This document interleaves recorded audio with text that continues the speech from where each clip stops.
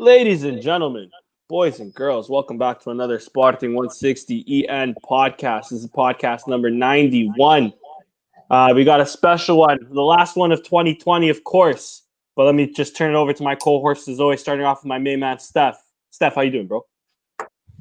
I'm doing pretty good. After yesterday, we beat Football Club Porto in basketball. What a crazy game. Watched the whole game, and I did enjoy it very much. And then after that, I watched futsal spank and smack Braga 7-1 in futsal, and we won the cup. Beautiful jersey, by the way. Thank you. Taça Portugal, of course. Portugal futsal, so number 8, the most in Portugal. So congrats to our boys at futsal. And we'll talk about it more in detail later. And we're still in first place. We beat a very difficult game against Bolnes. So I'm very, very, very happy. And today our B team won against Montijo, Olympic Montijo, 1-0 away. And now we're in first place in the Série G, the Portugal. Yeah. So very, very, very extremely happy. What a finish from our Sporting different teams and modalities. Very happy. Agreed. How about you, Christian? How are you doing today, bro? I'm doing all right. I mean, it would be crazy if the B team gets into a promotion, the promotion playoff for the second division. That would be certainly intriguing, to say the least. Mm-hmm. But yeah, otherwise, I'm doing good. The Bolnes game was terror-inducing to me. Yeah. That was so fucking sketchy for so long, but we pulled it out, and I think that's going to be the kind of game we're going to have to win several more times over the course of the season. These are the kind of games you got to win if you want to be champion, and I got a feeling there's a few more of those out there. So hopefully we keep rolling now. Yeah, facts. And last but not least, joined by my main man, Sam. Sam, how you doing, bro? I don't know about you guys. I cannot wait for this year to be over. Fucking hell. Bro. Like, as soon as that's over, yeah, like, I know it's not going to be back to normal, but, like, I just can't wait for it. Another day closer for Sporting winning the championship. It's going to be a good year, boys. I feel it. I don't want to jinx anything, but I feel it. I hope you're right, bro. I really hope you're right. That way we can all go celebrate in Lisbon. But anyways, let me turn straight to the Twitter questions. We got a few today. You guys see the screen, right? Okay, we're good. Perfect. High tech this is now, We've upgraded. Listen, I'm spending large out here, bro. You got Mr. Robot Danny over there. Trying, bro. So first question comes in from our man Abdallah, all the way from Jordan, at Abdar Muti 92. He asks, do you agree with me that Tomas Silva is a very talented midfielder, but he's unlucky because of the depth in the first team? Let me add to that and say not only Tomas Silva, but also Bruno Page. What do you guys make of that? Steph, I'll pass it off to you because you mentioned the B team today. Well, first of all, I got to say that Abdallah's got a great point. I did watch the B team today play, and both of those players were playing. They both had a phenomenal game. Bruno Page, if it wasn't for the major injury he had a few months ago, I think he would have been in the A team. It was just pure bad luck. But give it a few more months, and I think anyone that gets suspended because of the 5th yellow card or a straight red card for 2 games, I think he'll be called to the A squad. He does deserve a call, especially Bruno Page. I do like Tomas as well, but we'll see. And but that's a great point from Abdallah. Agreed. Next question comes in from Alexander Hartel at Lex_Hartel. He asks a few questions, so let's do it one by one. Slimani come back maybe on a free in the summer would be good, but Tiago Tomas should be our starter right now. What do you guys think? And if we will buy another striker in the winter market, what will happen to Sporar? So double-loaded question, but Sam, I'll give this one to you, dude. What do you think? Slimani, should he come back maybe on a free in the summer? His contract is running out. And yeah, if we buy another striker, what does that mean for Sporar? Not that he's played much anyways, but... I think it depends on the wage. If he's coming in expecting to be one of the highest paid players, I don't think logically Varandas or even Ruben Amorim himself can sort of justify it. He hasn't played all year. It's quite risky with someone who hasn't played like a 90-minute game probably since the French league got cancelled, didn't it? So probably since like last March. So, but I mean, I'm always one for seeing legends come back, but there's also that feeling that they could tarnish their legacy if he comes back and doesn't do well. But personally, I would take Slimani back in a heartbeat. And Sporar, I don't know.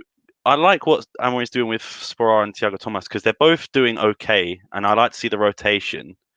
But I reckon if we do get a striker, I don't think he'll be gone this window. But you probably see Sporar leaving in the summer.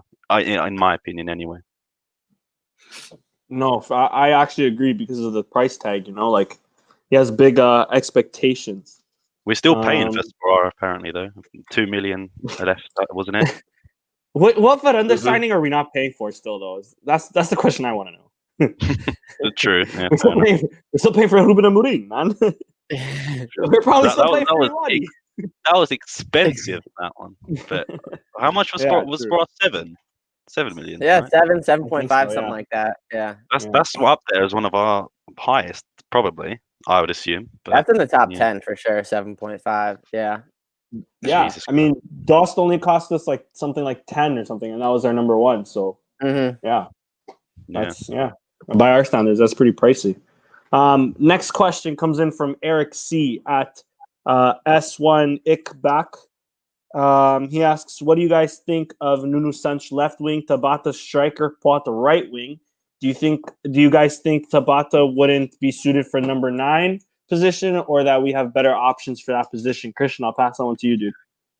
I mean, I guess this kind of assumes that we don't sign anyone else, or we don't sign a striker, and we just kind of have to tinker with what we have to try to find different solutions. Thiago Tomas has obviously been a solution up there, but as we saw in the second half of the Boldness game, he's not suited for a game like that where we're not on the ball most of the time. Like, he's not a hold up play guy. Like, and he literally didn't touch the ball in the second half. So like, obviously he's a solution for that role, and I thought he's done plenty of good there.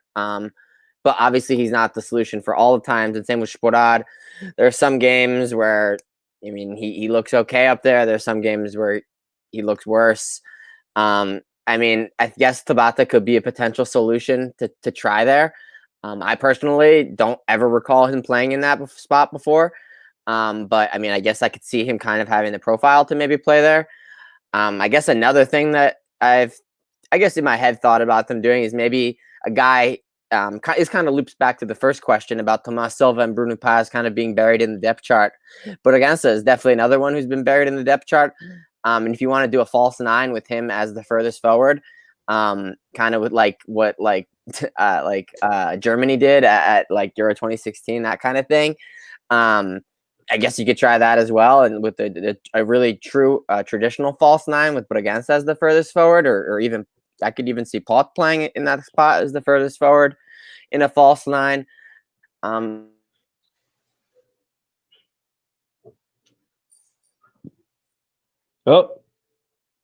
Friso, meu. I don't know how good any of them are long term, though. I guess some of them fit for certain scenarios, but I wouldn't. Obviously, I don't think Tabata is like the guy to play there, going forward or anything.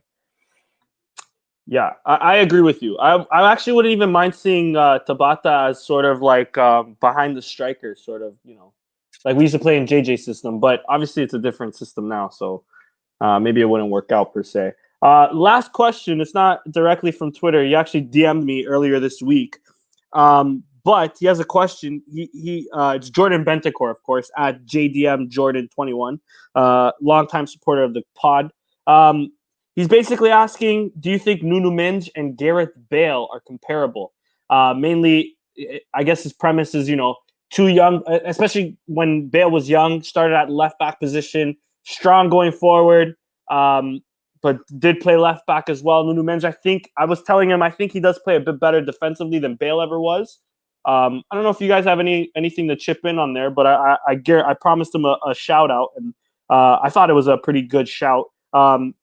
He actually says Bale had some nice free kicks too when he was younger. I think they're very similar, but Nuno Mendes is probably a better defender. But yeah, what do you guys think of that? Anybody can take that, really. They both seem to be fairly injury prone. Yeah, true. That's hilarious. Oh, that's funny. The one thing I would say, as long as to sort of pedal off that, as long as he's not overworked or overplayed like he definitely has been in the last fucking 5 games, then he should be fine. But it's stuff like that is dangerous that can affect youngsters in the future. So I think there's just, obviously we don't have that much in terms of left backs apart from Antunes and Borja, but you could tell Amorim doesn't really use them as support at the left back. But I just don't want to see him get burnt out by the age of like 20, 21, even if that's not a Sporting. I just hope I just hope they don't always like follow through his career. That's what I meant to say. Agreed. And honestly, in terms of the Nuno Mendes, and I'll get right into this game right after, but in terms of the Nuno Mendes, I think there's been a lot of things said on Twitter. Some of it has been slander on my Canadian god, Alphonso Davies. But that Antunes is a really good backup. And I mean, me and Christian especially, we'll hold our hands up. Like he's been pretty good every time he's come on. I don't know why we're necessarily forcing Nuno Mendes every single game, especially when it seems to me at least that he has like a hamstring injury or some sort of nagging problem constantly with his hamstring or with his quad. So all in all, let me just say, I think we should trust Antunes just a little bit more. Also, a report this week that his old club Pasfaleta is looking to bring him back as a replacement for Oleg, who looks to be going to Porto. And honestly, if Borja leaves and Antunes leaves, they're putting a lot of faith in a guy who has not played in like a year to be a serviceable backup for a guy who is honestly been constantly hurt. So it's like, I hope they know what they're doing with Mateus Reis. That's all I'm saying. I don't think Antunes is going to Pasfaleta. I mean, what's the leverage Pasfaleta has on Sporting? What do they have to offer? Furniture? Capital de mover, pa. So a couch or two. Yeah. Wishful thinking. I mean, yeah, agreed. Uns colchões para a academia, mano.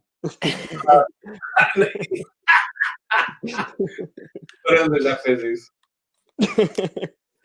Pronto, let me get into the starting 11 that I think is actually effed up on here because it's telling me Fadal started, which he didn't. But anyways, our starting 11 was as followed. Antonio Andan in net. We had Sebastian Coates, Luis Neto, and Gonçalo Inácio in the back line. Gonçalo Inácio making, I believe, his first league start, if I'm not mistaken. Yeah. We had Nuno Mendes and Pedro Porro on the wings with João Mario and João Palhinha in the midfield, with a front three of Bruno Tabata, Tiago Tomás, and Pedro Gonçalves. Of course, Sporting won 2-1 against Belenenses, where we've seen 2 penalties being given, one scored by Sporting, one saved by Sporting. Steph, I'll pass it off to you first, dude. What were your thoughts on this game? It was a very tough game, and even Ruben Amorim admitted that he prepared the game not poorly, but not as the same way as the Petit. The Jamor pitch was a mess at Batatal. And when you a team full with skilled players, it makes it more difficult, especially when our team is prepared to build every single play that we make from the back. Then that kind of pitch made it very difficult. I'm not coming up with excuses, but you could see that players slipping from both sides. You saw Sporting players, Belenenses players slipping, not Belenenses, Beside players slipping every single time, but not every single time, but a lot of times. To me, I don't think they could get those. I don't even know how you say it in English, but pitons, little bit longer because I think the Liga has some kind of stipulation about that, how big they can be. But for that kind of pitch, that's what they needed. So Belenenses playing at the beginning of the plays with the long ball and then building their plays. And that's what we should have done. But I think in the second half, Ruben Amorim picked up on that, and he switched of how we play. And that's when you saw Adam kicking the ball a little bit more further to the midfield rather than beginning the plays from the box for that kind of pitch. And also, you have to have players that they are suitable to play in those kind of conditions with more physique. Like Mateus Nunes would have been better to play in conjunction with Pedinha, which he got burned out towards the end of the game. That's why he was substituted. But you need stronger players for that kind of pitch. Especially, I'm kind of upset with the Câmara de Lisboa because they're the ones supposed to keep up with that pitch. That's a national stadium, Jamor, and it was such important condition which affected Sporting tremendously. But rather than that, the PK on against us, I understand why the referee called it. It was a very close call. It would have been tough even with the VAR, and it was tough with the VAR. Only like later after the game, the juiz final with Sporting TV, they had time to dissect it with more time, and they saw that Adan did in fact touch the ball first, so it shouldn't have been PK. But you know what? I get it what they call it. I'm not going to get to the nitty gritty of it. I'll accept it. Adan redeemed himself, and he did save it. So great. The other PK, it's also a PK. I mean, there's no doubts about that. I mean, the guy pushed him with his belly, chest, and that was a good call. And João Mario, he's always been good with PKs, and he scored the winning goal. The first goal by Tiago Tomás, what a goal. Presence inside the big box. Overall, we played well, but we saw that without Fedal and the Inácio Gonçalves, he played well, but you could see he was a little bit anxious, a little bit nervous, and Coach and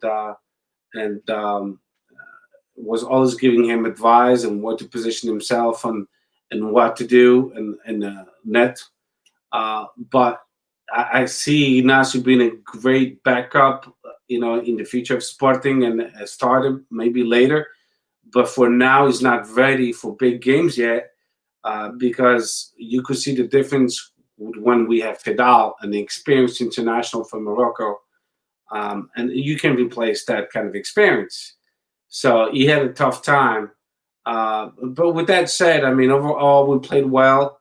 But Belenenses, besides, they create a lot of chances of goal as well. And we had a difficult time with them. But with that in mind, don't forget that Braga lost there. So, they are a good team. The position they are in, it doesn't reflect how good of a team they are. But, this was a good experience, a good learning experience for all the players, Ruben Amorim, especially the kind of condition of the pitch, the weather. It was a very heavy pitch.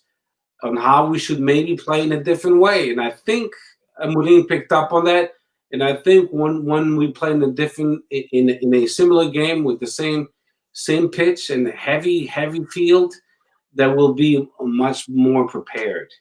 So overall, we did deserve to win. We created a lot of chances of goal. No doubts about that. I just was expecting a little bit more from Pedro Gonçalves, but he had an off day. But overall, very, very content. Yeah, agreed. And Sam, I'll pass it off to you next. What were your thoughts on the game against Belenenses or against BSAT?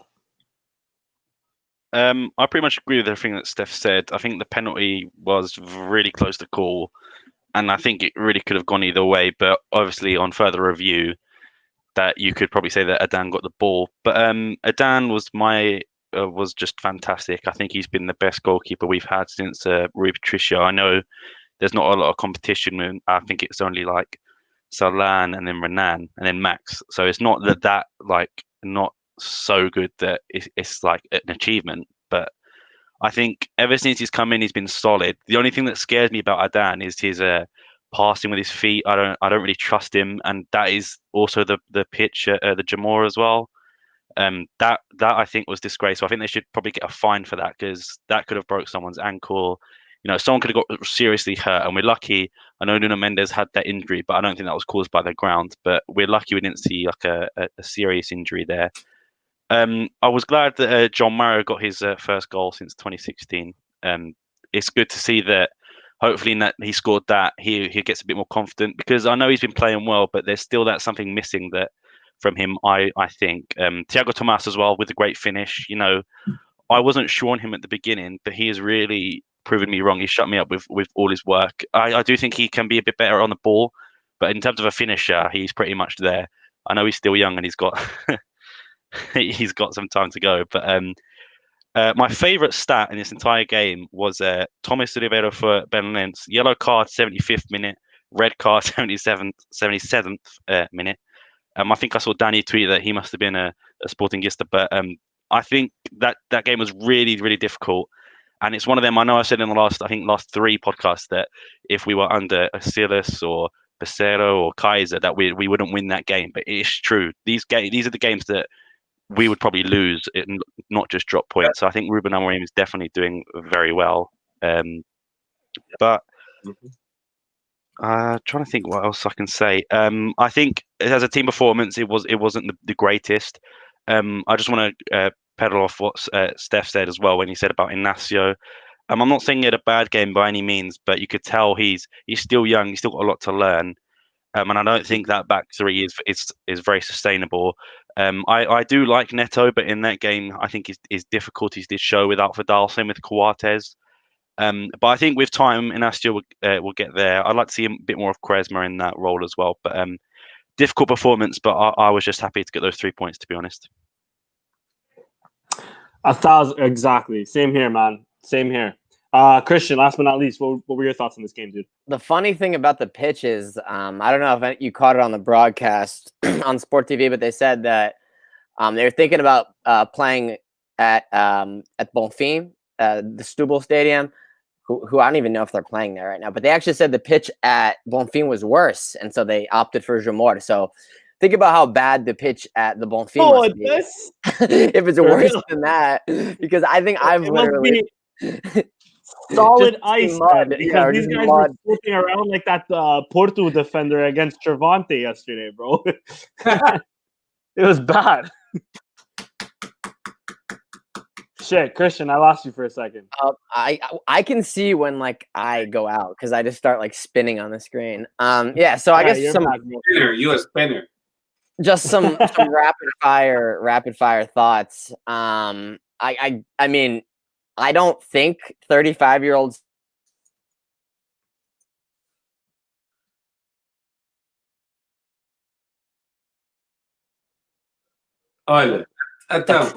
We made him look like he was in the prime of his career, and I don't know if that reflects too good on us. Nuno Mendes, we touched on it briefly, but I mean, if he's gonna get subbed out every game because he's hurt, like there's no reason that he should continue playing. He should just take like 2 weeks off and get healed. It's kind of getting ridiculous at this point. It's kind of been brewing in the back of my head, but I don't know if anyone else has noticed this. Does João Mario just seem incredibly pedestrian a lot of the time? Like, I understand that he's good and he generates chances and he's like very nice on the ball and stuff, but I mean, for sometimes it's just like, dude, like run, man. Like, and Bragança, we all want to see more. He's done good cameos when he's had the chance, but he hasn't really gotten too many opportunities. And it seems like it's Palhinha and Mario now. There was some Mateus Nunes, some Bragança, but like it's Palhinha and Mario. Those are the starters. And I don't know if João Mario has done enough to just be locked into that spot with no questions asked. I agree. I'm going to jump in really fast. Go for it. to interrupt, but I agree with you 100%. For that game, I would have been more comfortable with Pelinha and Matheus Nunes because they both very physical for that kind of pitch, heavy pitch. That duo would have been perfect. I love João Mario, don't get me wrong, but I agree with you. He's been a little bit off, but how does he regain the rhythm? It's by playing. So it kind of sucks, but for that specific game, I agree with Chris 100%. It should have been Pelinha and Matheus Nunes. To gain that midfield, which was a terrible pitch in the 21st century. Having a pitch like that, unless you're from Albania or a third world country, I get it. But the fifth ranked team in the FIFA, and we have that shitty fucking pitch, insults my intelligence. It's our national stadium on top of that too. Like national. Yeah, exactly. It looked like the. I don't think that the Liga NOS and the Portuguese league understands that these games are being viewed worldwide. Yeah. So when you have such a poor pitch, if you flex on the Portuguese league, as like, what kind of fucking league is that? You know what I mean? What kind of pitch is that? You see the color of the pitch was yellow and some green on it. Cheio de buracos, foda-se. I saw some fucking frogs jumping and shit. I mean, it was terrible. Imagine Con Murphy from Ireland saying, "What kind of pitch was that shit?" Agreed. For real. Yeah, it reflects very poorly on the Portuguese league. Don't play the Portuguese Taça Portugal final in that stadium. Yeah. The Aveiro Stadium's better than Jamor, I think. I guess we'll see how the Leiria Stadium or the field looks in a couple weeks, but I'm not gonna lie, I don't have high expectations. Does anyone even play there? I don't think so. Well, Leiria, that was for Taça de Liga, right? We'll see. I think do Beira-Mar play there? No. Beira-Mar they play in the Aveiro one. Yeah. So. They Now they do. Yeah, they have no other stadium now. Yeah, it belongs to a corporation, so they have to pay rental to play there. Yeah.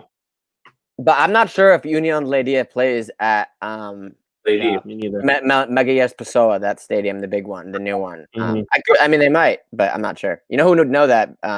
Bruno. He would know that. They do. True.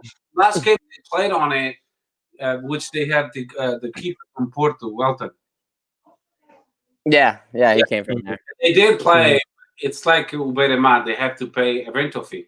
Yeah, and when you're third division, the rental fee's pretty astronomical for the revenue you're bringing in. Yeah, exactly. But at the same time, you don't have to keep up with the maintenance. True. Yeah. I guess just some other fleeting thoughts. Pedro Gonçalves, I mean, I think we already briefly touched on it, but this was definitely his worst game for sure. And it happens, right? He was rightfully subbed off, not his day. And I would have liked to probably see Thiago Tomás subbed off earlier in the second half because it was obvious that he wasn't, getting a foothold, holding the ball for us. It was pretty much one-way traffic, and I think the game probably better suited Sporad for more than like 10 minutes just to see what he could do. His hold-up play is definitely better. But yeah, I mean, we are definitely kind of fortunate. Bolnissad was carving out opportunities. They had the ball in the back of the net once or twice, offside, rightfully called, but still sketchy. And on the PK, the PK is the thing that I don't get about the PK is how is Sylvester Videla not considered going for the ball? He's the other guy. The other guy's offside. The other guy is allegedly onside by 17 centimeters. Okay, take that at face value. But Videla is clearly offside, and then he runs to the ball, and then at the last second veers off, and it's like he was trying to play the ball. And then on top of that, you could say that the PK isn't even a PK because Adan gets the ball and the contact is then inevitable because there's two guys sprinting at each other. So yeah, I have a lot of questions about the review process on that PK. But I guess ball don't lie. We got lucky. I saw a crazy stat. That was like the first saved PK in like 9 years in a league game for Sporting or something like that. So thank you, Adan. Wow, really? Yeah, it was crazy. I was like, holy shit. And also in regards to PKs, that João Mario PK is unconvincing, to say the least, and we still don't have a PK taker. That kind of, I mean, it's well placed, but there's no power on that. If you get a better step on that, that's saved every time. It's kind of like the Adan PK, where it's like, if that João Mario PK is like 5 inches to the left, it's saved because it's going not fast enough. So that's a problem, right? Because Sporting is not going to be on the field enough to be the PK taker. So that definitely needs to be resolved sooner rather than later. Mario could be the guy, right? He seems like a center midfielder, good touch. You would think he would, could be a PK specialist kind of guy. But yeah, I'd like to see I like a bit more power on a PK. I don't mind, with the instep, but you got to put a little bit more behind that. So yeah, I think I was on the edge of my seat, a lot of the time. I thought they were going to honestly call for a retake on the PK because there's players in the box, and it seemed like they were really hell bent on giving the side a goal there because they overlooked potentially not even a foul and multiple players being offside. I was like, watch this be a retake. So yeah, thank God that we got the W. But yeah, definitely not a common enjoyable viewing experience. Yeah, for real. I just had a few quick things to add. Mainly just bitching about the referees in my eyes. One, it's just so funny to me, and I defended the referee when it happened because I did think it was the right thing. For João Pelinha, he can get a yellow card in the first 30 seconds. There's no problem. When it comes to other teams, and especially other teams attacking Sporting, what's the point of a yellow card? Nada. When it should have been a clear yellow card on the Belenenses player on João Pelinha, funny enough. Two, that kind of conditioned the game in terms of the referee. He should have given Neto a yellow card in the 7th minute for breaking up a play that could have led Belenenses to a counterattack. He didn't.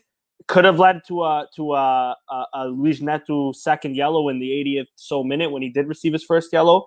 But this is what I'm saying in terms of refereeing in Portugal. There needs to be some sort of consistency. I think they need to really study games that every other referee has control of, especially in the first division, because when we're seeing as Sporting fans, and let's just say we're only watching Sporting games, a contradiction between two games, it's sort of ridiculous. So that's just the one thought.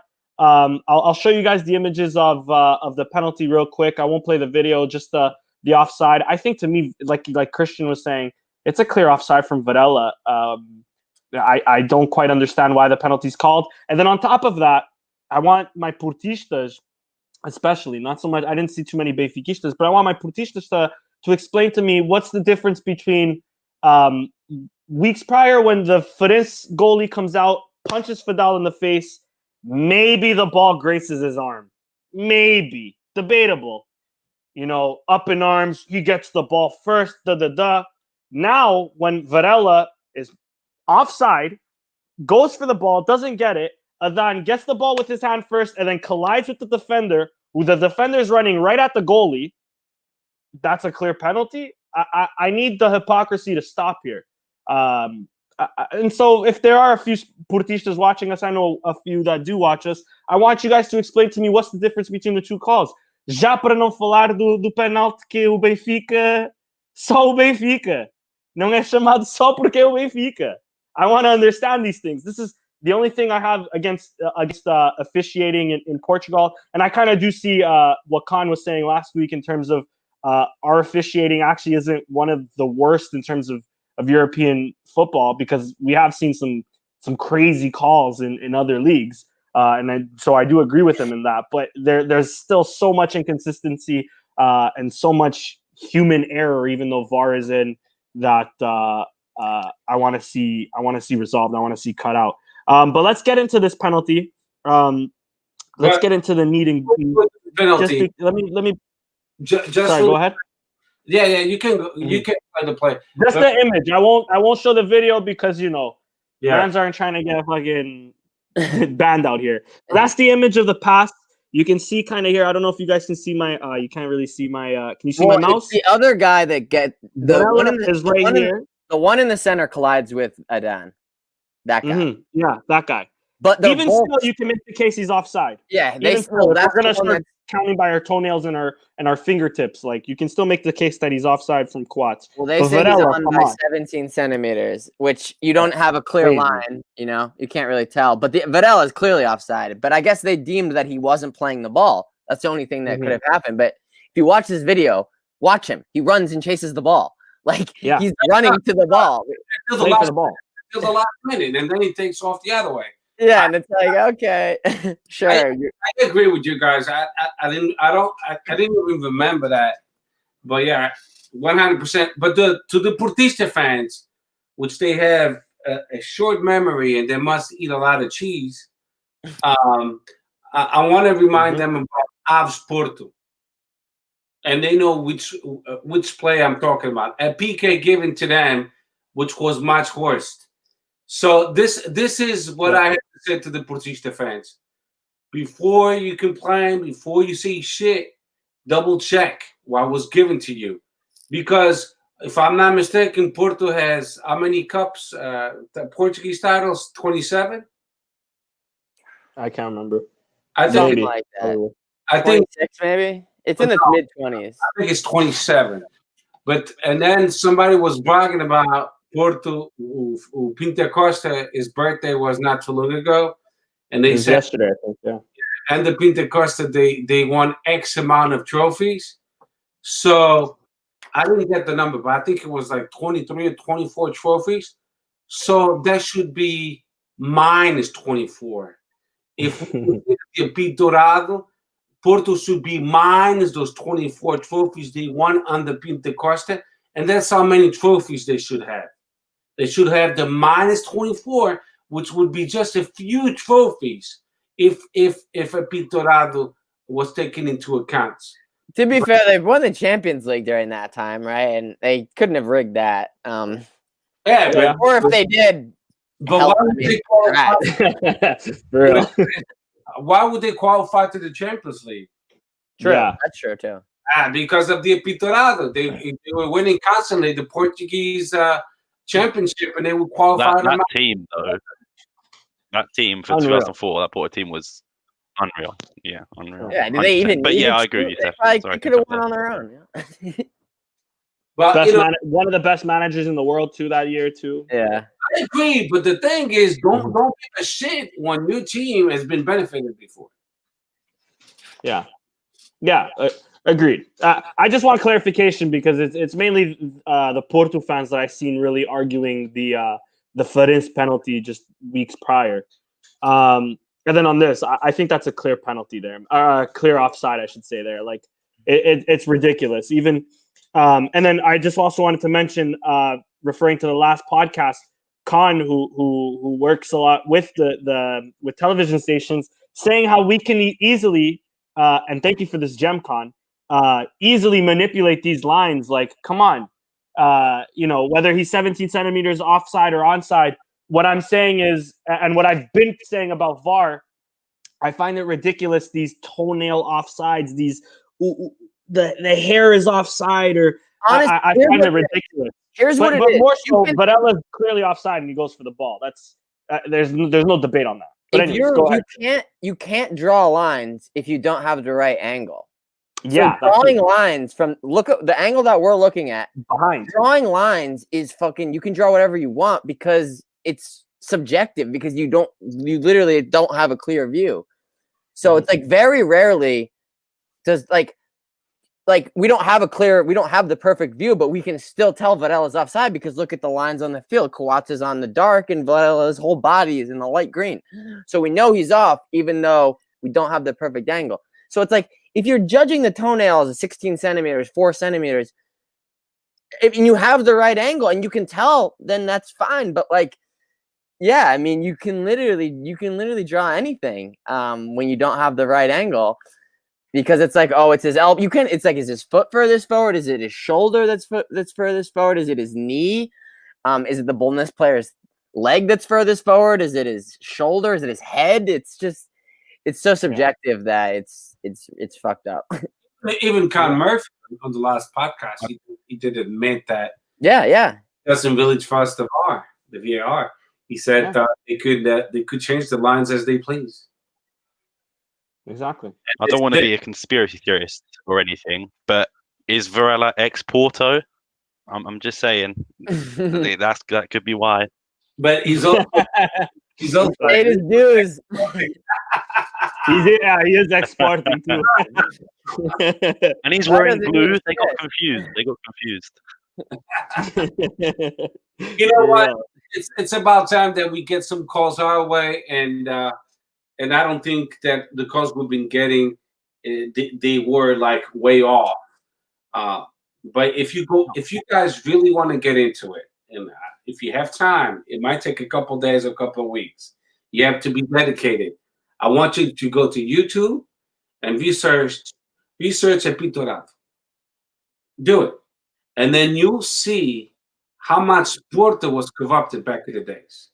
And then they actually have loads of good English speaking content on that recently. So seriously, if you're not familiar, Google it, YouTube it. There's so much that I didn't know, and I've been following football since I was young. So. Right? I guess me and Danny are both like the same age, like 25, 26. I mean, I was 5. I don't really remember, especially if you're like 16, 17. You could have maybe not even been alive yet. So yeah, it's kind of been erased from the conscience, I guess, kind of, and it's really Benfica. Everyone always focuses on Benfica corruption, but I mean that the Vitorado is all proven too, and it's pretty mind blowing. Some of that stuff. You have a lot of good professions from referees, a lot of good feedback, and the only thing I've been telling my nephew is you became Portista because you influenced the wrong way. Because Porto was winning at that time, so it was easy to be as a kid to become a Portista because you want to be on the winning side of the, So these kids, when they became Portistas, because they were basically convinced by a corruption. So the way I see it is that it was wrongdoing by Football Club Porto. Not Football Club Porto, I respect the institution, but Pinto Costa and the administration at that time, they were very corrupted and they fooled a lot of people, especially kids like my nephew and a lot of Portistas that I know, like Patrick Court. They love Porto because they were winning at the time, but if they knew the truth, they wouldn't be Portistas today. I would be embarrassed to be Portista, to tell the truth. Some of them know the truth, though. Some of them know and they just don't care. And that is fact. I hate to say it. I'm not saying Patrick at all, but some of them know, and they just, it was thrown out on a technicality, and it's like, yeah, because the Portuguese justice system is also corrupt as fuck. Me personally, I would never be a Portista. I would be embarrassed to be a Portista. Hardly. Yeah. Portista or Benfica. No, I do. Honestly, in my honest opinion, it is more embarrassing to be Benfica. I gotta agree. In corruption, if you look at the grand scheme of things, Sporting is a little baby compared to Porto and Benfica. They have a PhD degree. We have maybe an associate's degree. Eles falam cash ball like it's true, and that's the only thing they talk about. Like they care about handball, anyways. Like, who cares? This is how hypocrite they are about that. How can you talk about cash ball and then you don't give a shit about modalidade? That's what I'm saying. I have spoken to Portistas and Benfiquistas. They tell me in my face, eu estou-me a cagar para as modalidades. And now they talk about cash ball. So why are you talking about cash ball? Yeah. You don't give a shit about modalities. Don't talk about them then. The very real scandal of cash ball. Something that definitely happened. Yeah. It was by the court of law that it never happened. There it is. Yeah. The guy, it was cooked up by Luis Felipe Vieira to burn out Bruno Carvalho. and it worked out. It worked out pretty good. Worked perfectly, honestly. I mean, not to mention it was the same day that Cash Ball came out. There was the attack of all shit, man. Let me just tell you, it's all too much of a coincidence, you know. It's like the riots here in the United States with the elections. All of a sudden, they fucking stopped. Can you believe that? Yeah. All of a sudden, we're happy in America. Everything is okay. I'm not saying anything else, but what I'm saying is it was funny because now the president-elect Biden won the elections, and all of a sudden there's no riots. Everything is fine. Watch certain movies, and then you'll know what I mean. Oh, I get it. I 100% get it. I was just gonna mention maybe something else about the game. Aside from that, there wasn't too much other polemica, like Steph mentioned and Amorim mentioned. And I think Amorim was spot on. Petit did prepare for this game a lot better. I really hate saying that. Shocking. No, but I think I hate Petit as much as you do too, bro. But I think Petit's last few games against Sporting, he's come out and said like, "Oh, I deserved the win," or "We deserved a result out of this game." And he might have some point to it, especially this game. This game definitely had some point to it. But again, I think the pitch conditioned a lot of it. But both of them had to play at the pitch. Sporting clearly struggled in it. Maybe a more experienced team would have seen that game a lot better. But it's a credit to Sam. Same thing Sam said. Silas and Kaiser and Lionel Punch and the fucking whoever else. We probably would have had that. Fernandez. Sheesh for this. Anyways, we could have very well tied that game under them. So credit to the team for their fight and everything. Last thing I wanted to say, Tiago Tomás. I wanna be the original. I just haven't had time to go back to the clip. I think it was Lux pelo Sporting tweeted it yesterday.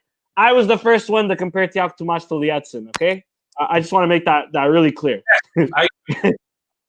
But so far the comparisons seem real. I've been loving this kid. I like Sporada. I want Sporada to continue as well. But so far, Tiago Tomás has deserved his starting spot. He looks much more of a clinical finisher. Great pass from Tabata. A great little spin from Tiago Tomás. He still had a lot to do. Sink that to the top corner, and then of course running after the ball, winning that penalty. Cheers, bro. Let me cheers you with a Molson Canadian. Deserve that. I think Tiago Tomás. I think as of right now, it's his spot to lose. In my opinion, Sporada, I like the guy too, but as of right now, I think Tiago Tomás should be our starting striker. Well, yeah. Anything else about the game? Sorry, go. Remember with what Chris said a few podcasts ago in a row, and I agree with him. Certain games, it has to be Sporada. It has to be. Yeah. I mean, I thought it should have been Sporada from like the 55th minute. I agree. I think Tiago Tomás. I agree with you. I think Tiago Tomás should be the starter, though. He's done more to earn that starting spot. He should be the default, and then Sporada should be situational. Yeah. Yes. I agree. Yeah, unless there's anything else about the match, who was your guys' man of the match? Adan by miles. Got to be Adan. Good show. Tiago Tomás for me. He scored the goal. And he created the PK. So I'm gonna agree. Tiago Tomás, Adan a close second though. Yeah, of course. Big penalty save. Mm-hmm. Yeah. I also wanted to backtrack just a little bit. We can also talk about the Fidens game as a whole, of course, if you guys wanted to mention it. But I mean, we sort of brushed on it, but I wanted a concrete answer from you guys. The penalty against Sporting on the Fidens game, there could be some contact on the ball. We can also look at the a potential penalty that wasn't called on Kouach. Just an overall feeling. Was that the right call? And what did we think about the 1-0? I guess as a whole. Sam, I'll start with you, dude.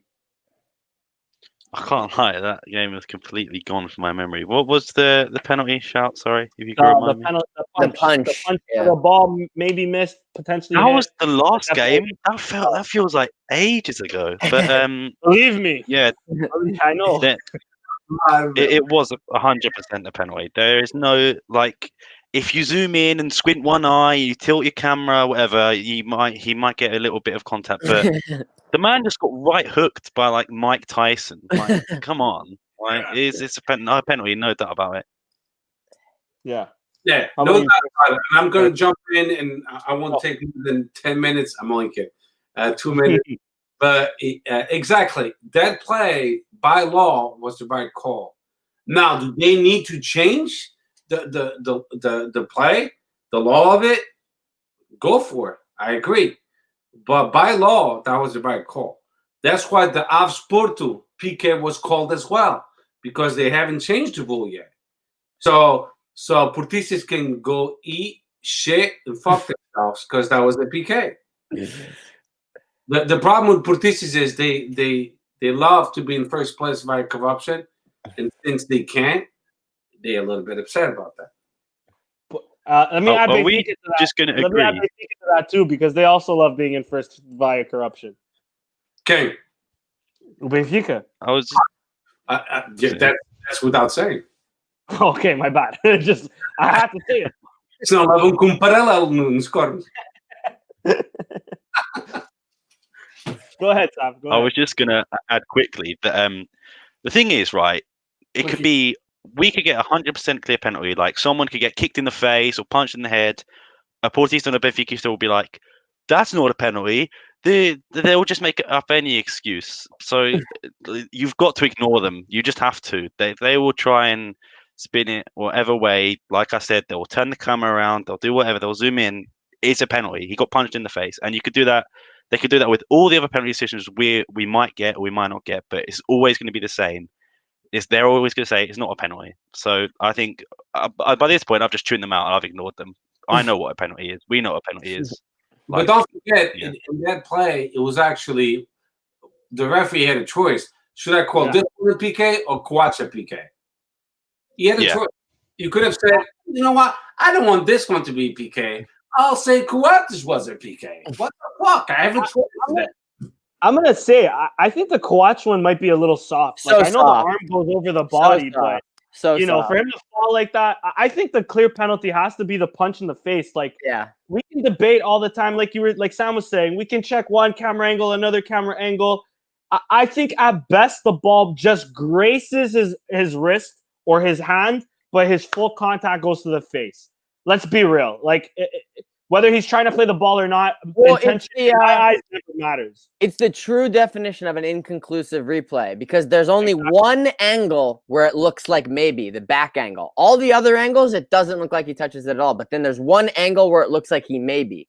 That's not enough to overturn the call on the field. So exactly, and like you mentioned in prior podcasts, it's like American football. You know, if it's inconclusive, the call on the field stands.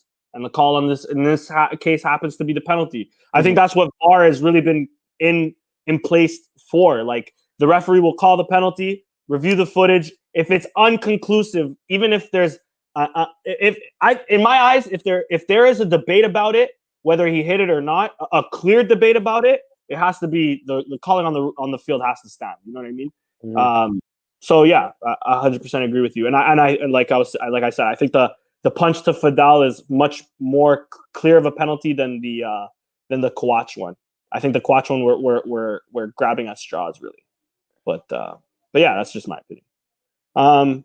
Perfect, yeah. But another sofrido game, and coming up against Braga, I will get into it later. But let me just say, if we play anywhere near how we played against Farense and Belenenses or Bissau against Braga, I don't see us walking away with 3 points. Let me just say that now.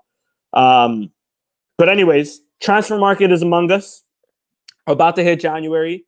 There's a few transfer rumors lingering that we kind of touched on. Borja might leave, and Antunes might leave. Mateus Reis might come in, which we've been hearing about for the past fucking 4 months. But the big one, again, I have to ask about Paulinho. It seems more and more chatter about Paulinho keeps coming up. Saturday is a decisive meeting, apparently. So hopefully it goes horribly. Hopefully we tamper enough to have Sporting win, bro.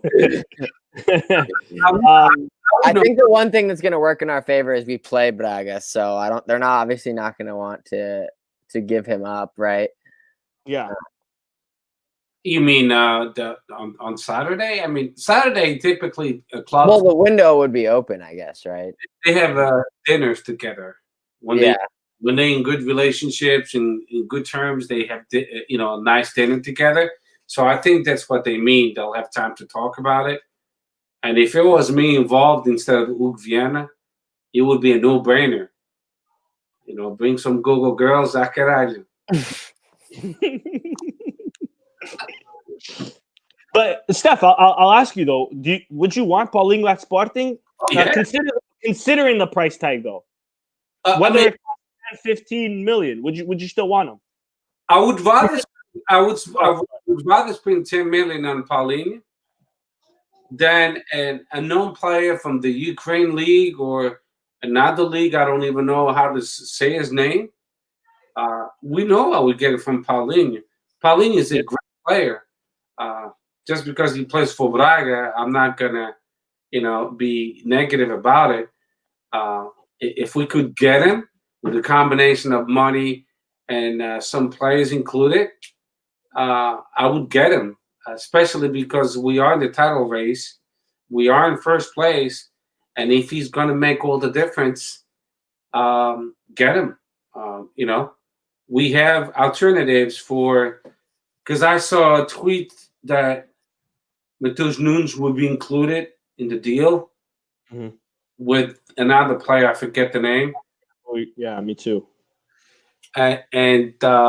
It was Sporad, wasn't it? Was it Sporad? No, that would make sense. I don't remember. I don't think that rumor is real, by the way. That was the one in the summer. That was one in the summer. Yeah, that was the summer one. It was Nunes and another youngster, but I can't remember for the life of me who the youngster was. But switching Sporad to Paulinho would make no sense because you want to keep Sporad and have and gain some competition, healthy competition against Sporad, so they would both compete against each other. So that would make no sense. But yeah, I would get him, man, in any day of the week. What's the most that you would pay for him? 10 million. 10 million. Okay. Well, I think they want more than that, to be honest. I think so too. I will say, the report, obviously he was linked to Wolves in the summer. The reports in England is that Wolves are set on Diego Costa. So that leaves all Braga's leverage down the toilet because no one else is going to pay 20, 30 million for Paulinho. So that's in our favour. But I think, I agree with Steph. If it was for 10 million, I'd even say maybe up to 12 million in installments. I'd take Paulinho for 12 million. He's proven he's not someone we don't know about. He can score goals for fun. And obviously Amorim likes him. He was under his best form under Amorim. So for me, it's a no-brainer. If it wins us the title, then I have no complaints. But we've got to do everything we can. And obviously the one position we're short on is a striker. So go big or go home, I think. And he knows the Portuguese league quite well. The referees, he knows the referees, he knows every pitch in Portugal. That would be a win-win situation. The problem is, if you get in Paulinho, you need to sell someone.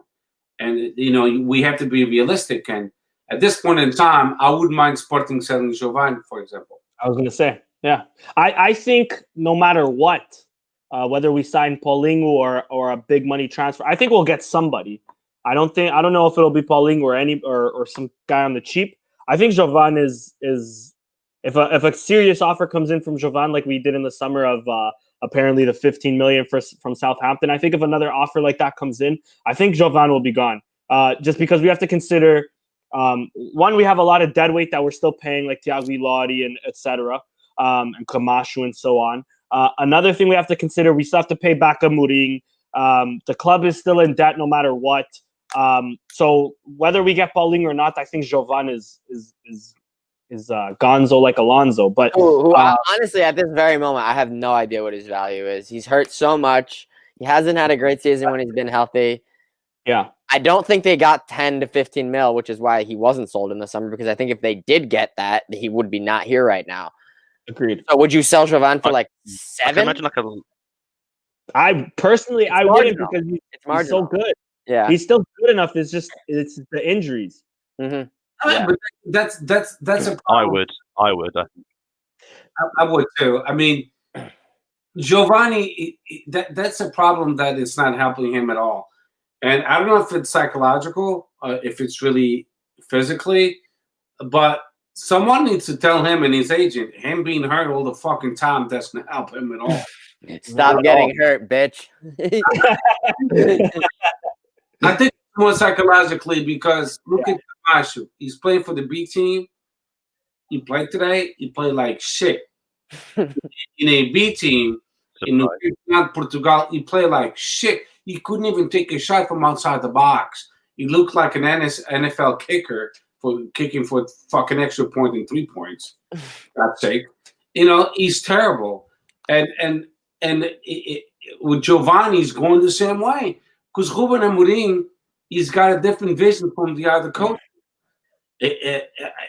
Am I saying that he doesn't like Giovanni? No, that's not what I'm saying.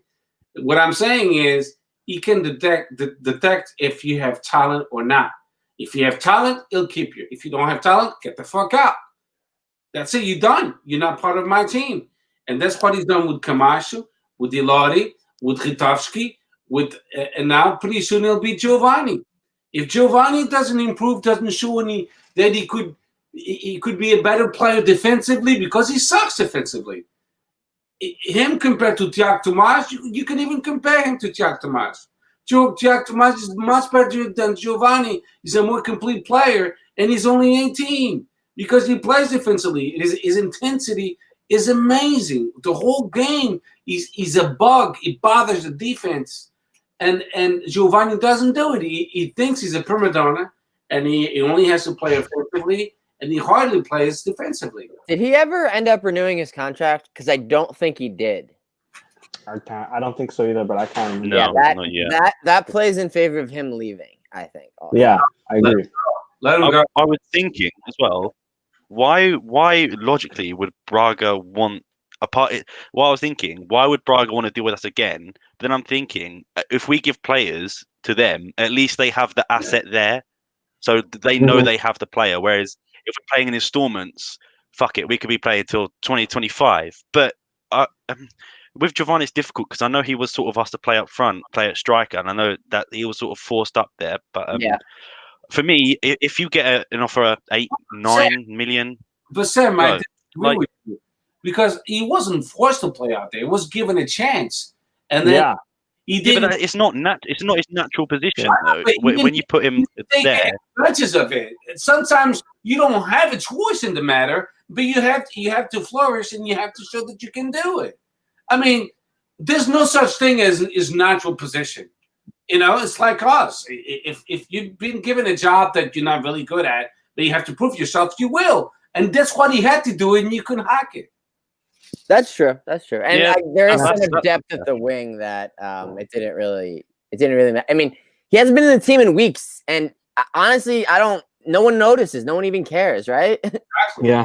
Like if anything, playing him as a striker gave him a chance to play in the squad. Yeah. Acuña's been gone for months, and nobody talks about Acuña anymore because of the men's performance. Though he's killing that Sevilla. Let me just tell you, I miss my guy. I miss him. Yeah, I've seen him pop up. I miss my guy, bro. Yeah, he'd be nice. Yeah, I wouldn't mind having Nuno Mendes, left wing right now instead of left back, but and Acuña. Nonetheless. He would be already have been he would have had 6 yellows this season already. Easily. He'd be on the thing where it's like every 2 you get suspended. Already. Let me just say, the four players we had at risk to not play against Braga, if we still had Acuña, he would already be gone. And we're lucky Ristovski didn't play, bro, because Ristovski breathing on the defender would have gotten a straight red. Let me ask you guys a question, one by one. For sure. Who's been the most disappointing player for you guys this year? Hey. That's tough because we played well. The first person that comes to mind is Camacho, but I won't count him only because he's not really a part of the squad. For me, it's Sporad, I think. Yeah, you're right. Yeah. But that's Chris's choice. What's your choice? Yeah. I might have to agree. Maybe Sporad's Max. been disappointing. Max, that's a good shout. But Max, I think he just hasn't had the opportunity to play. Oh, honestly, he got fucked with COVID, right? Because Dan got that spot because he was sick, and then that was it. You know, he never lost the spot after that. He also got fucked with us not making Europa League. I think there would have been more rotation in that goalie position if we made Europa. Yeah, for sure. Honestly, Jovan has been pretty disappointing. He hasn't had enough minutes to play. That's why I think he's gone. That's why I think he's sold. No matter what, whether we get Paulinho, whether we get my Tio Zé, bro, he's gone. Which please don't get my Tio Zé. The guy's old. What about you? As much as I love him, he's one of my favorite sporting players of all time. John Murray hasn't really done anything. It's like what you were mentioning earlier, to be in that starting 11. He's a great player, and he has the quality. But the first couple does games, he deserve a spot over Bragança just because his name is João Mario? No. Yeah. That's. I hope this becomes a growing sentiment because I've heard almost no chatter about he's not on cheap wages. No, you're wrong about that on Twitter. There's been a few. There's been a bit. There is? Really? Okay. Shout out to Georgina. I love you. Yo, she did a fire tweet. She said correctly, like, what has João Mario done to, like, basically what we've been saying? What has João Mario done to be a bona fide starter in this squad? You know, his best games were in like September, right? He's been pedestrian for at least a month now. Let's be real. For instance, Belenenses game, he's done little to nothing. Aside from scoring the penalty, he's done little to nothing. Mm-hmm. That's a good call by Sam.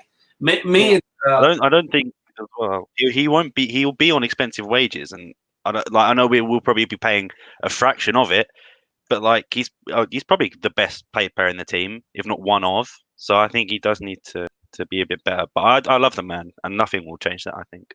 Same. Agreed. Same. To me, it's Giovanni. Yeah.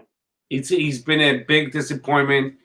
I don't know if his injuries are physical. I think it's more mentally than anything. I've never seen a player that gets injured so many fucking times. I mean, for so long every time too. Yeah, that's a problem. To me, it's like psychological. Or I mean, we could also get into conspiracy territory where it's like, is this the contract? Does he want to leave? I'm not saying that, but I'm saying that like he's injured so much that it makes me think that it could be sketchy. You know? Yeah. A part of me, I can't remember where he said it, but I remember Bruno Fernandes mentioning about Jovan not too long ago, maybe a few months ago. How when he's on the up, he's like, even confidence wise, the way he is, you can really see it. He's chest in the air and really confident. But when he's down as a player too. Like his confidence is down and everything. So it might have to do more with that than I think him wanting to leave per se. But I agree with Steph. I think it's more of a mental thing. I think.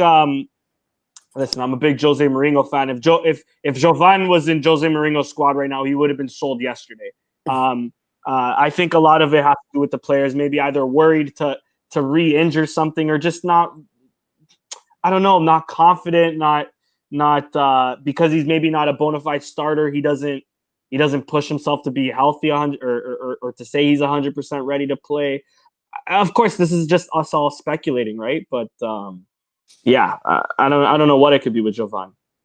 But anyways, the only other topic I really wanted to talk about before going to Modalidades, mainly, and let me just say this on air, so I can kind of force myself to do it, so I can clip this up and hopefully get the man on the podcast, is Bolasie and his recent comments with him having to you like that, eh? Him having to chase. I was just about to say that. I was about to say we need to talk about it. We do. Crazy. Sorry, Karen. For his words, having to chase man down, which I totally respect. Let me just say, I miss that London man in in the Sporting squad, just because London and Toronto. But anyways, him having to chase man down for a paycheck and all of that. Of course, we're coming out hearing what was it? What was the news that came today? Maybe 20% since the COVID shutdown hasn't been paid, if I'm not mistaken. 10%. They're returning 10% of the wages that they cut back in May from COVID. Like they negotiated a cut. They're returning 10% of that. So I think they took a 20% cut. So I think they're getting half of what they got cut back, basically. Which to me, I don't get it. That's what happened to me. I'm not gonna lie. I got a pay cut at my job, and then in November they turned around. They're like, "Congrats, we're giving you half of it back." And it's like, you still robbed me of like half of it. But whatever, I'll take the money. But yeah, it's literally exactly what they're doing. But the club itself is still in bad shape. Yeah. What I'm saying is, we can compare your salary to their salary because you make a lot more money. Hey man, you don't know how much I'm making, bro. I could be on Bolassi wages. I'm not. Spoiler, I'm not. I was gonna say, Chris, if you aren't, can you pay for the StreamYard so we can get our shit up or something for this? It's cheap and hell, bro. Yeah. What do we make of that? Because nonetheless, whether that podcast gets a lot of views or not, let's be real. English is officially the world's language. It is still sort of painting Sporting in a bad light. Like he mentioned, we're a big Portuguese club. Pay cut or not, COVID or not, we're a big Portuguese club. Yeah, basically, what do we make of these words from Bolassi, and what do we think? And this is his playing career at Sporting aside, I think. But I mean, up to you. Well, it was big enough to make Portuguese news, so it might not have got a lot of views on the actual podcast, but I was the one who tweeted it. It was a headline. It was the first thing I saw when I opened. I think it might have been opened the bottle and I saw it. So I whether it's true or not is debatable. I don't run the finances. I'm not Bolassi. I can't say what he says. But as we all know, our favorite person has a history of not paying people on time. So it's not that fucking hard to believe. So I'm inclined to side with my man Bolassi. And please come on the podcast. Please stop ignoring my DMs. Please. Well, the only thing I have to say is, yo, man, like Bolassi, bro, you deserve to be on this pod. Sorry, go ahead. Was late playing his salary. How come nobody else complained about it? Because he was probably the highest earner, I would assume. Yeah, true. They're still there as well. Some of them could still be there. I mean, the only other player, I guess, is Hesse. Who's the guy who's got fucking his life's all fucked up, so I don't think he's got time to comment about his time at Sporting. That's the least of his concerns. I wish that luck to Bolassi, but when he was a Sporting, he didn't prove much. And he was given plenty of chances. I'm not saying anything negative about him, but you're right. I would be curious to see if that's something that regularly occurs, though. Like, are they constantly getting their paychecks late? I mean, obviously, it's not like these guys aren't living paycheck to paycheck. I hope. So it's not like they're gonna go broke if they're gonna turn the lights off if they don't get their paycheck. Players were getting late paychecks. They would have been complaining, especially in Portugal. That's the first thing they do is complain when they don't get paid. But for the younger players and stuff, would they risk their playing time and their contract? Because I'm sure they've got like an agreement that they can't speak out or they can't leak information. The average player makes 85,000 euros, which is good. Let me also say stuff like. But what I'm saying is Sporting is able to pay that. They must struggle with the ones with the biggest salaries, which I don't even think they do. Maybe they did for a portion of time and they told them in advance. I mean, Sam, if I tell you, hey, you're my goalie at Sporting, listen, because of this, and that, we were supposed to pay you today, but we're going to pay you next week. And you say, no, that's fine. I'm still paying you late, but I gave you heads up and you still said, it's fine. Maybe it was something like that. Well, he said he had to chase it, so he had to literally go to either Verandas or the accountant and just say, "Where's my money?" So I think it's different if they said, "Okay, can we pay you a week later?" And he's like, "Fine," but if he has to start chasing it, then there must be a bigger issue. Himself. Let me also say, Desportivo Chaves, only months after not getting paid did they really come out last year You to gotta say miss, like we haven't been paid for months. Yeah. So that's a good it point. might be. It's They never get not behind there, enough. They never get behind enough for it to be a public outcry. It's 1 month, 2 months, and then they pay, but it's never long enough for them to go to the press about it. That's that. I think that's what it is. That's got to be the I could see Listen, that. Palasi, if you want to clear things up, a spot's always available here for you to chat. Not only about Sporting, we could talk about Crystal Palace. I would love to know more about your relationship with Lukaku back at Everton. But hey, man, we're just a little old podcast that Sporting's administration thought to. I was thinking. Comment over Trevante Williams, but I don't know, man. Sorry to interrupt, but like, he might think we're affiliated with Sporting. In that case, we're not. So if you're worried about that, then no, we're definitely not. We're black sheep. Let me tell you. We affiliated as far as the heart is concerned. That's exactly. Of Sporting, but we're not affiliated to them. We're not on their payroll, which apparently by Balassi we wouldn't get paid for on time.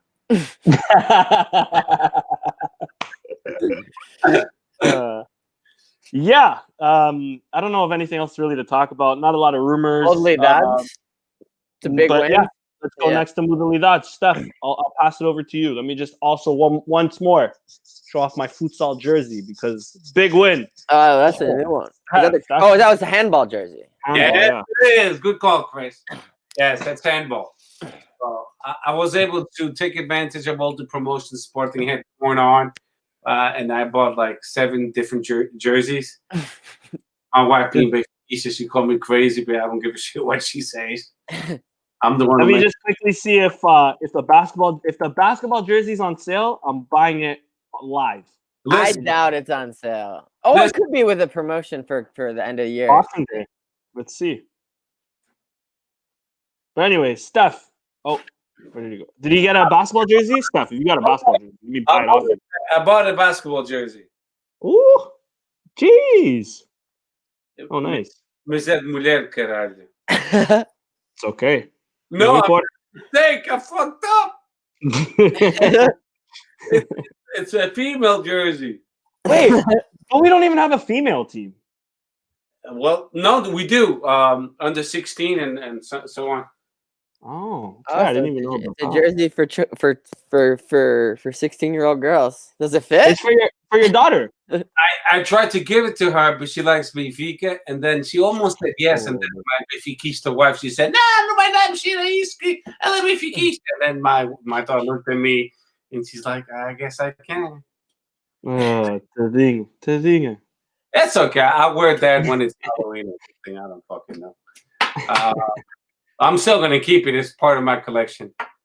So about the modalidad. So I'm just going to talk about the recent stuff that we had going on. Futsal, they won against Lyon Sport Salve in the semifinal. Then after that, they qualified for the final, which was played yesterday. And they won against Sporting Clube Braga, which was one of our filiates, Filhas da Porta. And they lost 7-1. They got spanked really hard. They never had a chance to win against us. I watched the whole game. It was There was one moment, maybe the beginning of the second half. We should have been up 7-1 in the first half. We didn't. We let them hang around. But then at the end, we just bang, bang, bang, bang, bang. Just obliteration. Yeah, big time, man. And that was such a great, beautiful game to watch. And the celebration.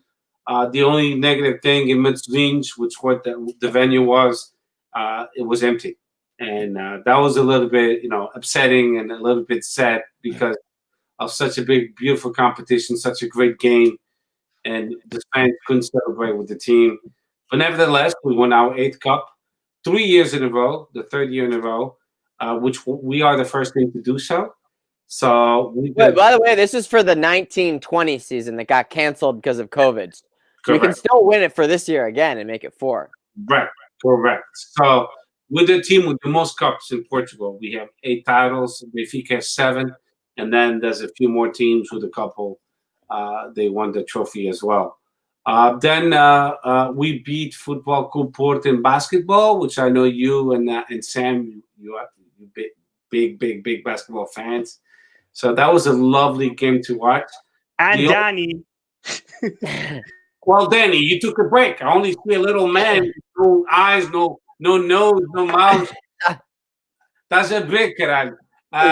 Then that game, the only thing I would like to remind people is Porto has lost the best player a few weeks ago.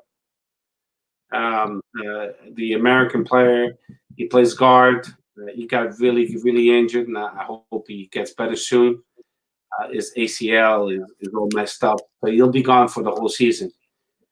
With that said, we still played well. We won the game. We have 11 games, 11 victories, in first place, undefeated. So congratulations to our basketball team.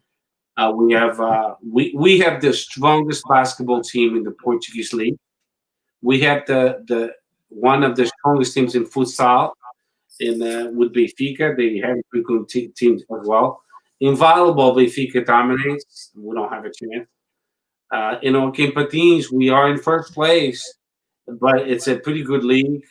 So Sporting is looking good in winning the title in futsal and basketball. Volleyball, we have no chance. In Hockey Patins, we have a good chance to win the title, even though we lost the Taça 1947 against Benfica in PKs. It just shows you how tough it is, that league. But we have a good chance of winning that league as well.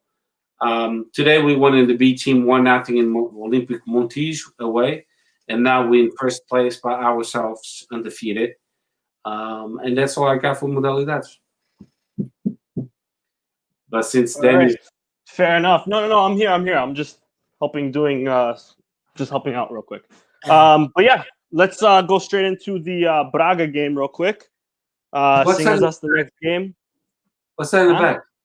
What's that in the back? Lixo, caralho. For this, my taxes. Fucking lint roller. No, lint roller. Thing, is that a dildo? That was a lint roller, bro. Unless it's my dad's girlfriend's, bro. I have no idea, bro. That's not my problem, nonetheless, bro. Is it my speed? I don't see no dildo here, bro. I don't know. I see two dildos, 2 black things. Yep. Oh, bro, these are lint rollers, man. I got a dog, bro. Okay. Rapaz, tô no fiz isso no cu, meu. Por favor, man. I don't have lube at home, bro. That's the only problem. Just kidding. Yeah, let's go straight into the Braga game. Big game starting off the year, of course. On the 2nd, let's hope our players aren't hungover, which they shouldn't be because it's COVID. They shouldn't be going anywhere anyways. No, they'll be hungover the 1st because New Year's Eve is the 31st, so they should be good the 2nd. I agree, but I've had hangovers last me 2 days before, so let's see how bad these guys are partying. But yeah, it's gonna be a tough game. I've already mentioned earlier in the podcast. I'll just repeat it. I think if we play anywhere near or with the same sort of intensity that we played against Belenenses and Farense, we're not walking away with 3 points. I'll guarantee you that. Whether we lose or tie, I don't know, but I don't think we'll win. But I've seen games, for example, the Guimarães game, the Passos Ferreira game, mind you, was the Taça Portugal, but it was still our full length or our full squad. I've seen us play in big occasions, even the 2-2 against Porto. I've seen us play in big enough occasions that I have faith in this team, and I have faith more importantly in Ruben Amorim. But given our recent run of form, given Braga's recent run of form, 4-1 against Boa Vista, I know they've been struggling, but mind you, Boa Vista did just change their manager. They do have a very talented squad, but beating 3-0 to Benfica, for example. But again, like I said, they were struggling all season. 4-1 nonetheless is very impressive against a very decent team. Braga's been on the up. Carlos Carvalhal has been doing well. It's in for an interesting match. I'm going to be the pessimist, and I'll start it off. I think it's going to be 1-1. Paulinho's going to score. He's going to kiss the badge. He's going to fucking and that's it. But yeah, I'm going to say a 1-1. But I'll pass it off to you guys. Whoever wants to take it first. What do you guys think? The thing that might play to our favor is if all the Braga defenders are out with COVID still. I know that they had a bunch of guys. They had a bunch of guys miss that Boavista game. It didn't seem to matter. And I saw that they had one other injury that they picked up. So it could be a banged up Braga coming to town, which is obviously beneficial to us. I think we're going to win 1-0. For some reason, I think we're going to get the result. I think that the combination of playing at home and Braga missing hopefully some players will be enough for us to get the result. Agreed. How about you guys? I'll go. I think Braga will score, and I think it will be difficult. But as Richard has just put in the chat, I'm going with 2-1 as well. Yeah, good shot. I don't doubt it. How about you, Steph? I think it's going to be a 3-1 Sporting. We're going to win, and we're going to convince everyone that we are in the title race, and this is the game to shut the critics. Even if we win 3-1, we're not going to shut them anyway. But, it's impossible in Portugal. For some reason, they always want the same two bullshit clubs to win, full of corruption. Porto and Benfica. They don't want an outsider to start winning games, even though it would be beneficial for the Portuguese league, like Con Murphy said, and many other people said. It's not healthy for the Portuguese league that Porto and Benfica wins all the time, because then you can smell a rat. You can see that there's a system in place, which is called corruption. And they just make deals. Hey, este ano ganhas tu, este ano ganho eu. And Sporting is not part of it, because let's be honest, the one thing I got to tell about Varandas is he's not involved in corruption. So that's almost a certainty that Veranda and there's an administration. External. They're not involved at all. Internal corruption. Hiring your buddy to do the official the new physio, like that type of shit. Hiring your friends to work at the club, raising your own salaries. That's all internal corruption. Veranda's medical offices all of a sudden open up, and now that's the official medical offices of Sporting Portugal. Yeah. But let me also just say, the external may come with his Jorge Mendes deals. I don't think he should be our president. I've said this many times. I'm not going to change my mind.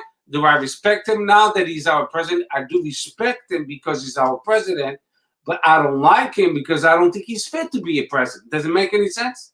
I have more respect for him now than I did a year ago, but sometimes he tells it like it is, He's had a couple of fiery interviews. He's gotten a couple suspensions. I've definitely picked up a bit of respect for him. I still don't support him, but I definitely respect him more. I will admit that. The only thing is when you say you will do something, then do it. When he said that if Bruno Carvalho was proven he was not guilty, you would take him back as a socio, then do it. Do it then. Don't be afraid. Say fuck you to Rogério Alves. Say fuck you to Croquettes Sporting. Yeah, that's all internal. Yeah. Because he's innocent. He was proven he was innocent. So you have to accept Bruno Carvalho back because that's what you said on national TV. It's recorded. For the rest of his life, he could fuck himself in the ass because it's recorded. It's on tape that he said he would take Bruno Carvalho back if he was proven that he was innocent. Ele está inocente, tem que aceitar para trás. Foi o que ele disse. So then do what you promised. Because that's why Sportingistas, a good portion, don't respect him, because he says things and he doesn't follow through. I don't know who's keeping the pressure on him, because apparently there's a lot of up higher Sportingistas which if they are the ones saying, hey, não deixa o Bruno Carvalho ser sócio de Portugal, do Sporting Clube Portugal, okay, fine. So then give up all your properties, all your money to Sporting Portugal and support all the bills we have. You know, I'm sick of it. Varandas, I respect him because he's our president, but I don't like him because he's a liar. That's all. I'll take that. I agree. All right. You got anything else? That's podcast number 91. A great one, boys. Good job. Shout out to the chat real quick. 2020. Like the last podcast of 20. I wasn't even taking that in for this. But like Sim said, we'll have a surprise next year. A couple surprises. Big things. It's coming. Big things. It's coming. Don't worry, guys. Don't worry. Well, we got to roll it out perfectly, though. But I'll just leave it at that. Can I just say, turn Twitter notifications on. That is all I'll say. You should just do that anyway. Yeah, true. It's very true. Yeah. Agreed. Read what's at the bottom, Danny. At the bottom. It went away. The most recent comment. You're the one who's controlling it. I don't see it. From Jose Costa Jorge, the most recent comment. His last Rima, I know. Rima con... I posted it. No, then read it. Rima com esculhões. Bro, this is my... Oh, okay. I see it now. Listen. Anyways, let me just shout out the chat real quick. Shout out to my boy Richard Neves. Shout out to Saik, Jorge Costa Jorge, José Costa Jorge, my boy from down under. Jusbox Leal. Shout out to everybody in the chat. Richard Neves, of course. Johnny Da Costa, Johnny Signero, New York's finest, obviously. Shout out to all of you guys. New profile picture, new Dragon Ball Z profile picture for Signero? I think so, bro. Guy's an anime fan, bro. I had no idea. And then, of course, shout out to Mundudu and Liang, who was, let me just say, Moon, if you're still watching this, you said some outrageous shit this podcast. I didn't post it up here because we're not trying to have that. No offense to you, Sam. I'm not trying to see you in the OnlyFans. No. Thank you very much. Thank you for not putting. I got you. I got you. Did you read about the Richard Neves just posted? Unless you got like the Verandas one, yeah. Oh, I mean that would be great. If Steph yelling would be. Listen, we go back to many podcasts. There's many podcasts you can have stuff yelling at, bro. If Verandas agrees to come on, we won't yell at him. We'll just have a conversation. The fucking guy. He will never in a million years come on this podcast. I didn't even let Travante come on. Did you see when we won the futsal Taça Portugal? He walked away. He walked away. Foda-se. Parece que tinha vergonha ou caralho, foda-se. Se ele estava com vontade de cagar, I get it. When you gotta go, you gotta go. You know what I mean? It didn't look like he was moving in a hurry. Yeah, He just left. I mean, if he tells me tomorrow, hey, eu tive que ir embora porque estava com vontade de cagar.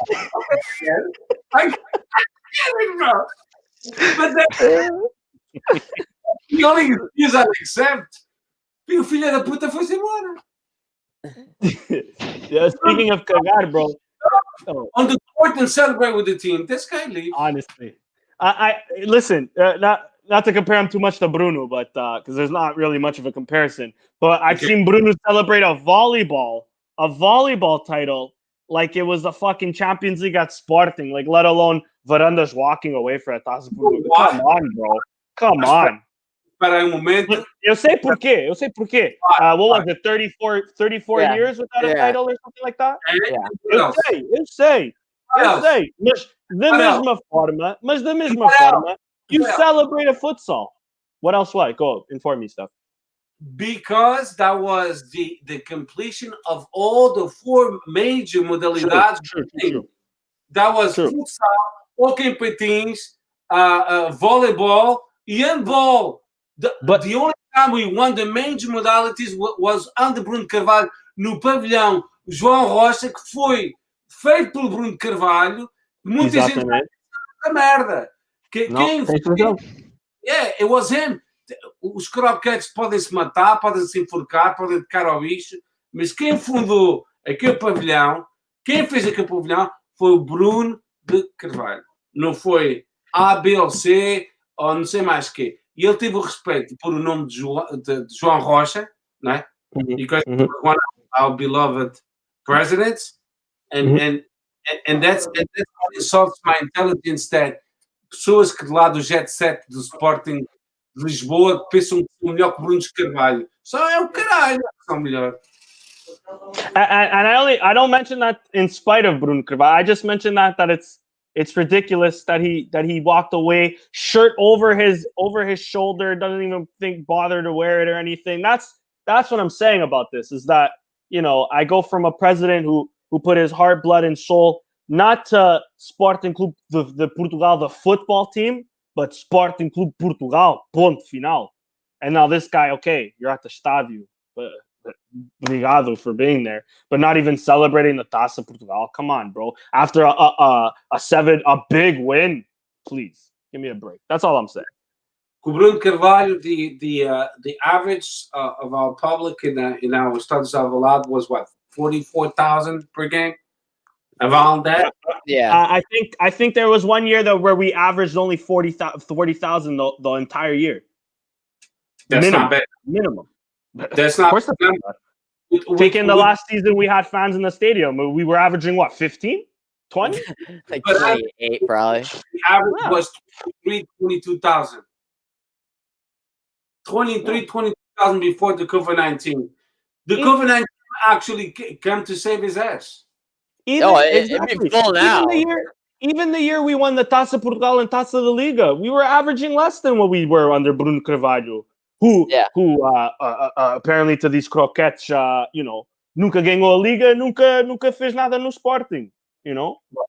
Ele não ganhou a Liga em 2015 e 2016. We all know. Everybody knows now, including a merda de Jorge Jesus que não vale piso. I hate that. You can flip and flop as much as he does. You can't even. He doesn't speak Portuguese, English, or Brazilian. Nothing. Let me before I close off this pod. Let me just say, if Jorge Jesus currently was at Sporting and not at Benfica, he'd be in fifth. He'd be in fifth. Listen, I'm glad that Benfiquistas, the ones I respect, my good friends Benfiquistas, they open their eyes and they've seen that Jorge Jesus is corrupted. He's false. He's a hypocrite. He's not a good coach at all. He's not. When he went to Brazil, he had a good team, and I'll give him the benefit of the doubt because he knew how to talk to the players. But when he came to Benfica and he tried to make his team, and now they crappy, I hope they end up in 5th or 6th place. Agreed. But my fear, I don't one can only dream. I think they're winning the league regardless. But anyways, I don't think they're winning the league. I think they are, man. Anyways, we'll see what 2021 has in store. Well, claro, se tiverem hábitos no bolso, yeah, you're right. You see what I mean? Yeah. Anyways, guys, follow us at the Sporting160_EN on Twitter. You see that, Sam? Mundo do Leão, bro. That joke on Paulinho, not funny, bro. Come on, man. Have a bit more respect than that. He's untouchable. Yeah. That shook me up. That fucked me up for a little bit. Did I miss a joke? Take a pic. What was I gonna say? Yes, follow us on Twitter at Sporting160_EN. Follow us at Instagram Sporting160EN. Quick little side note: got Trevante to repost a story yesterday of him breaking ankles, deservingly though, of course. Follow us on Facebook at Sporting160EN. Spreadshirt Sporting160EN. I don't think I'm missing anything else. Shout out to Sporting160, of course, as well. That was Mariana, for sure. Much love. O Tiago Telho, o Tigas. Shout out to them for sure. Saudações leoninas to all. And yeah, hope you guys all have a good New Year celebration, considering everything going on. Stay safe, of course. Bebidas, just buy beer and stay at home, guys. That's my conselho, if I can. But buy Superbox, not Sagres. Don't forget. Yep. For sure. That's podcast. Diz. Vinho tinto. Okay. Vinho verde. What's the saying again? Fuck. Putas de vinho verde, tá bem, não preocupa. No, I just need to vinho verde. Putas, it's too expensive. That's podcast 90. Hey, Chris, do you want to say something special or? Might as well. No, I wish everyone a happy New Year, and hopefully we achieve the ultimate goal in 2021. It seems like we have a better chance than we have in 5 years, 6 years. So, yeah, hopefully 2021 is the year. Tough for it to be worse than 2020, right? Go